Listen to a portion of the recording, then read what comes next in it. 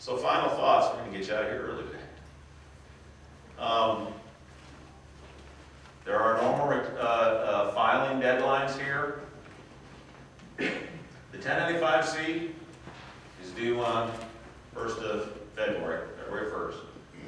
Every month this late, there's a per person fee, $50. A month later it jumps to $100, a month later it jumps to $150, $200, and then $250 if it's beyond August 1st for every filing. And that's going to be a total of $500 because you have a filing to individuals and a filing to the IRS. So after August 1st, there's nothing happening at that point.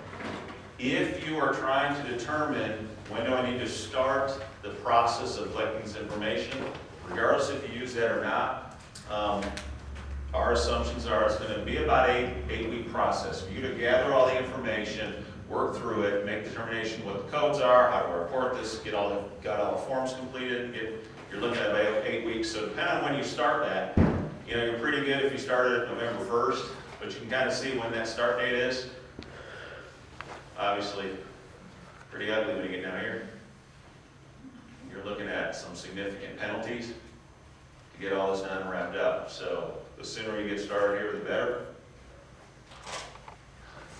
For 2015 only, I don't have penalty relief if I don't file timely. So if I file late, I'm going to pay penalties. The accuracy is where I'm going to have some good faith relief. So if it is not accurate, it's not correct. The IRS said for this year we're going to give you good faith relief if you put good faith effort into getting it correct. They did not define good faith effort, so we don't know what that is. So how correct? I guess they get to determine. Our IRS attorney basically said more likely what's going to happen is you'll get a letter back from the IRS that says, hey, these are incorrect. Please, by this date, correct them and refile to your employees and to us.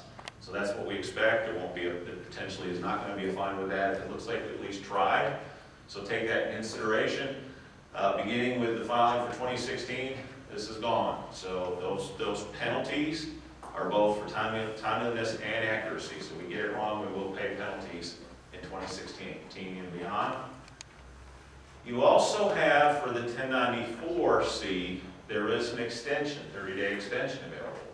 Not on the 1095-C. So I don't file that, and I'm on the penalty clock immediately after February 1st. But if I don't file my 1094-C, I can apply for an extension for that specifically for 30 days. It pushes back the penalties for that filing for 30 days, and then they'll start up again. But by August 1st, so that's the final deadline. That's where I'm on the hook. But you'll see a little leeway here for some of the penalties. What's your risk tolerance if you're going to willy-nilly this and maybe not get after it? There's penalties, as you've seen as we've gone through today. Hey, I don't do my filing. I've got A and B penalty risk regardless if I file timely. I still could be at risk for my employees, family 95%, 70% rule. Those that are full-time, the ones that didn't offer coverage. One that was quantified about 3-4 months ago was the SBCs, the Summary of Benefits and Coverage. There didn't used to be a penalty with that if I didn't get out to my eligible and enrolled employees. I do have to do that. The penalty per person, if I neglect to give those to my employees, is $1,000 per person. Is ugly. So make sure you're doing that. You're on top of that, getting those out to your employees. Obviously, this would never happen. I have all these, but you can see there's a lot of penalty risk here. We just got to make sure that we're getting on top of this process. And this is, I've been in this deep for about 3 years now, so it's pretty much second nature. I mean, we'll all get there. It's just the learning curve. This year, learning it the first time in a few years. This is normal for you. This is normal stuff. Obviously, they keep changing it. They'll keep it interesting. Who's going to sign this? Again, we got a lot of penalty risk here. I need these resources. Whoever that is, it's got to sign off and say that it's accurate. And they're putting themselves at potential risk. They're not going to jail. Conclusions. Really here it's making the final decisions. What are the safe harbors that we want to adopt for affordability as an example? Which one do we want to use? Do we want to use look back? How do we implement that? Look back the stability period in order to avoid penalties has to start when your calendar year starts. So for 2016, as an example, or for even 2015, my stability period would have had to begun then. So if I'm going to look back now, I measured in 2014 or 2013 and 2014, determined who was full-time, made them benefits eligible January 2015 for the year for if using 12 months. If you're under monthly measurement today and you want to transition to look back, you decide that's the direction I need to go in, I want to avoid the penalties month to month, then can I look back and use a measurement period for 12 months prior to January 2016? So if that's the decision you want to make, you want to transition to that, you really got to kind of look at that now. For most folks with a January effective date, we recommend that you probably start in October, November at the latest. So that'd be October, November of 2014 through October, November of 2015. Give yourself a month or two for an administrative period. Evaluate the results, make an offer to anybody that's qualified, and then start your stability period January 1st so I can avoid the penalties for the month-to-month measurement. So if you're month-to-month now, you want to transition, you want to work through that. First and foremost, obviously, do I have the information? If I go to the look back, do I have the time data to actually determine how many hours I work? So that can be a challenge for you. What are your data sources? You know, for collecting Part 3 information, example, Social Security numbers, who's covered each month. So MedBen with 5 points, we're going to do that behind the scenes. You don't have to worry about that. Depending on who you're using or not using, you have to determine, hey, where do I get it, when do I get it, what's it going to look like, is it going to be accurate or not? How are you going to deliver your 1095Cs to your employees? Start figuring that out now.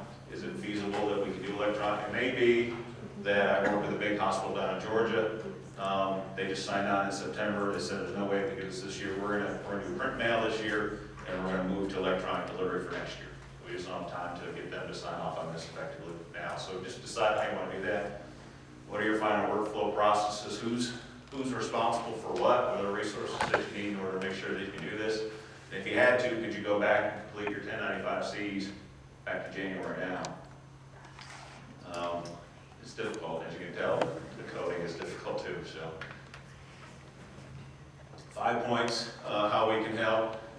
We've got technology solutions that are meant to support you. Doesn't replace anybody. Don't even think it can. In fact, you may end up needing more resources there than what you have today, more hands. It's just there to supplement to make it easier, make it more accurate. Obviously, make the transfer for the IRS and your employees easier. The consulting on top of that, so you have access to consulting. And the pricing and stuff is a one-pager in there. You can look at it later. We have the legal resources. So we have the on-staff attorney. We have the outside attorneys that we have on retainer. So as you run across a specific situation, you need to bounce that off somebody. You have access to that. It's included in the consulting fees. If you do implement any of the technology solutions, we'll get you up and running, and you have support for that as it's ongoing.